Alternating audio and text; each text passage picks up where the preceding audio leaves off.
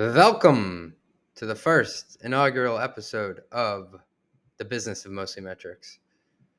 CFO became a CEO, you guys. Pretty wild. CEO of me.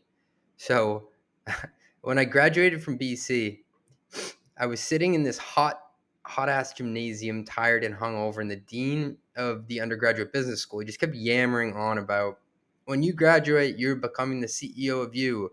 You were being promoted to the CEO of you. And I was like, my man, I'm gonna go work for PricewaterhouseCoopers. I'm a management consultant, my man, whatever that means, because I don't know yet, because I haven't started. And I'm about to staple myself some damn papers. I'm gonna swipe that sweet ass Amex on Dunkin' Donuts every morning. I'm gonna take my W-2 paycheck or what's left over of it after paying exorbitant rent in Boston and get one vodka soda close it every weekend. What he said made like no sense to me at the time, but I swear that every year since he gave that speech, it has made more sense. It's become very real. I'm surprised I remember it, but I'm glad I do because it's so true. And I think I look at myself as a business. I have multiple SKUs, and CFO is one of them. And I believe that we're all trying to become the CEO of ourselves in some way, shape, or form. And how we go about that is many times working for other people. Um, and it, for some people, like myself, is a reconnaissance mission to figure out how to run your own business. And I'm kind of shocked that I'm sitting here today, self-employed. I'm fortunate enough to be making that transition after selling a company as a CFO. If you can believe that shit. Someone once said to me that if you make it 2 years without fucking it up, you'll be in the CFO club forever. So I made it 2.5 years without getting fired. I actually fired myself after a successful exit, and that felt great.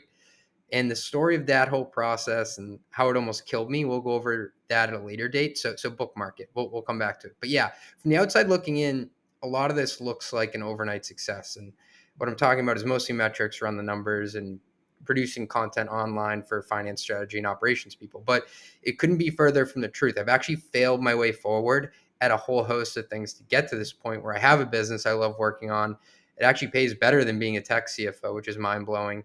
And I don't have the demands of a board or a boss as like this corporate overlord. Hard word, overlord. And so, yeah, I've become the CEO of me. It happened.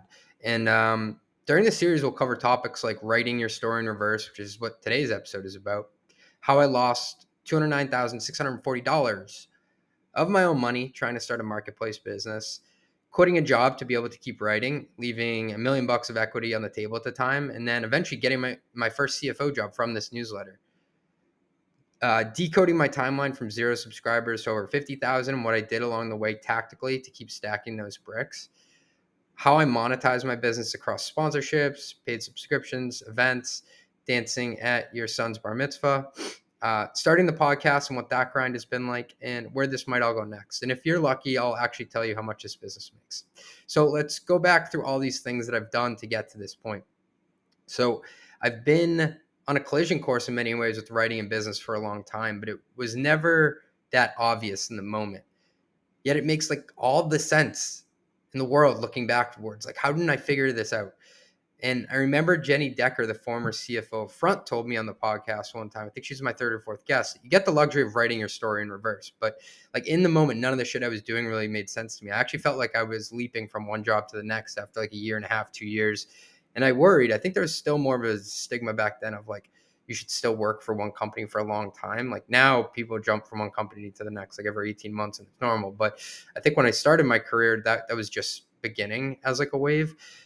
Um, but when I look backwards, it does all connect, going from consulting and then what I thought was leveling up to private equity to operating startups to CFO and having this writing thing in the background during that time.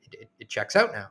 And I've also tried a ton of shit that didn't work out. I've had many entrepreneurial ventures that blew up, some faster or slower than others, some with more collateral damage than others.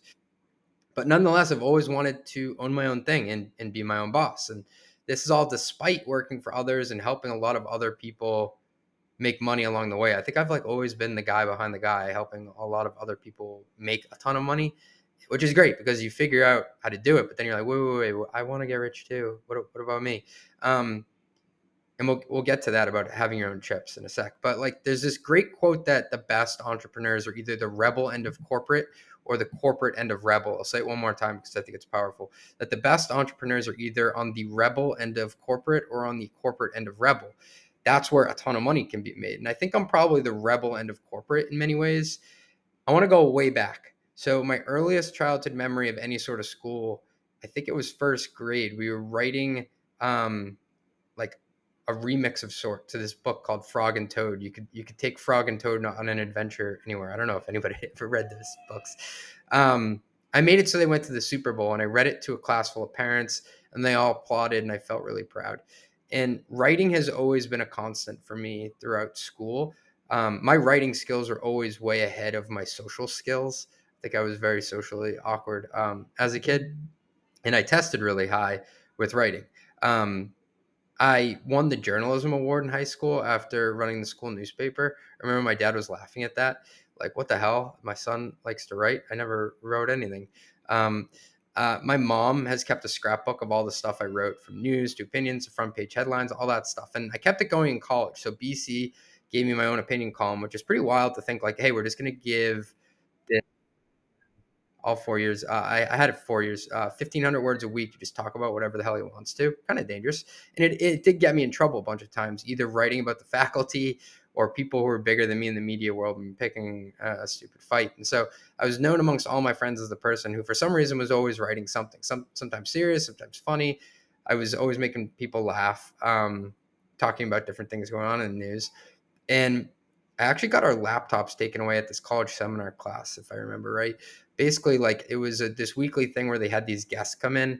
It was definitely like a check the box. Let's give these kids some credit. But the guests had like they must have just found them like at the local like Walmart or something. They had the personalities of our cardboard box. And the class was on, the seminar was on every Monday, and I wrote that like it was so bad that you could just look around and see everybody watching the football highlights from the Sunday the day before. And the next week we came in, they said no more laptops, and everybody threw papers at me and yelled at me, which is funny. And so I always had this blog in college, which was kind of like this Bro Bible knockoff. And that was like the first level, I think, of writing of this hierarchy that I've discovered since then. Like the first, most simple level, which is the least valuable, is just aggregating other content that's out there, right? It's not yours. You're not giving any insights on it to make people better. The next one is analysis of what happened, right? So this is what happened and why, and making sense of things that happened in the past. The next level after that you progress up to is what will happen next. So it's insights of the future. Um, and then after that, it's making people better at something, ideally to make more money. And then the God level, what I try to get to, is helping people make more money at what they do, and their company can foot the bill for it. And that's the audience that I go after with Mostly Metrics, right? So finance people who want to make more money in their jobs, and they can put it on an expense account. But I digress there. So I've always been into writing. That was like my first wave of writing on the internet at the lowest level. And it's also helped me cope with anxiety. I have a lot of things going on in my head, and I feel like if I can just get it out on a piece of paper, it's no longer up there causing me stress anymore. Um, I've had like this cathartic event to get it out.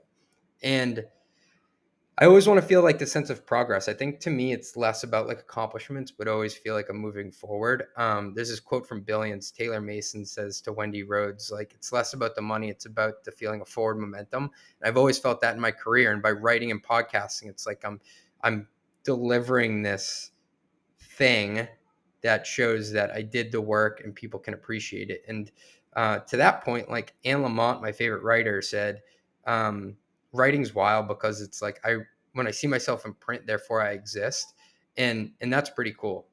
Very basic thing, but it's like I'm there. I'm on paper. I exist. So that you can tell I love writing, and I've done it for a while. But I didn't know how to make money from it, and I was an undergraduate business major, and my parents are both entrepreneurs. My dad was a physical therapist growing up. And if you got your ACL repaired or threw out your arm pitching or even fell down the stairs, he'd help you get back into shape. And what's amazing about him is not just his encyclopedic knowledge about the craft of physical therapy, that he's always working on his craft to get better at that, which I really respect. It's his knack for monetizing that skill. So let's say he's in the top 1% of physical therapists, and then he's also in the top, say, even 25% of being a business owner. You marry those two things. That's an incredibly dangerous combo. Like There are people who are probably in the 0.1% of writers out there, but they have no idea how to get a sponsorship or where to put a paywall or how to make money off of it. My dad was able to take something that he was good at craft wise and then apply a business lens to it. And I think you can do that in any profession. And so I asked him why he worked for himself, and he said, "Well, basically, I was going to be capped at like maybe one day I could make a total of 120,000 grand a year, and if we were gonna have 4 kids, they actually ended up having 6. I'm the oldest. That just wasn't gonna be enough to like live in the suburbs and have a good life. And so to raise the ceiling, I had to go out on my own. And he ended up scaling it from one clinic to I believe 22 before he sold it. And he did that without any external funding, just by betting on himself and using the cash flows from other clinics to fund it. And what's funny is this guy, successful entrepreneur, never wants me to work for myself. Never wanted me to. Even right now, I told him, "Hey, Dad, I'm going to go all in on this." He's like, "That's cool. It'll give you time to think about what company you want to work for next." I'm like, "No, you don't get it. This makes multiples more than what working for someone else makes." And I find that hilarious about parents. Maybe you can relate that they'll give you this advice that is the exact opposite of what they themselves have done.